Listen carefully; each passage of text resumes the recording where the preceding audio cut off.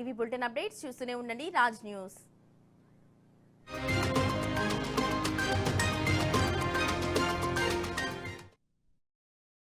Bharatiya Janata party రెచ్చగొడితే ఒక్కరోజు కూడా ప్రభుత్వం కదలదు. కానీ మేము రెచ్చగొట్టడం లేదు. ఈరోజు అనేక బస్తీలలో చాలా మంది హార్ట్ అటాక్స్ తో చనిపోతున్నారు.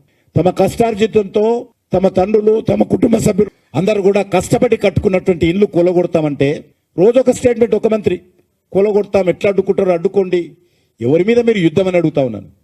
ఎవరిని కలవడం తప్పులేదు, టీఆర్ఎస్ పార్టీకే తప్పు. ఆయన ప్రధానమంత్రి గారు హైదరాబాద్కు వస్తే కలవడు, ముఖ్యమంత్రిగా ఉండి అనేక ప్రారంభోత్సవాలు చేస్తే రాడు, విద్యుత్ పరిశ్రమలు విద్యుత్ కంపెనీలు ప్రారంభోత్సవం వస్తే రాడు.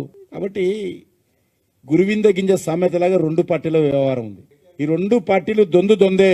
తెలంగాణకి రెండు పార్టీలు పట్టిన శాపము. తెలంగాణ ప్రజల బతుకు రోడ్డున పడేసేటువంటి వ్యవహారం ఈ రెండు పార్టీలు. ఏ ఒక్కరు కూడా తెలంగాణ ప్రజల మేలు చేయాలనేటువంటి ఆలోచన రెండు పార్టీలకు లేదు.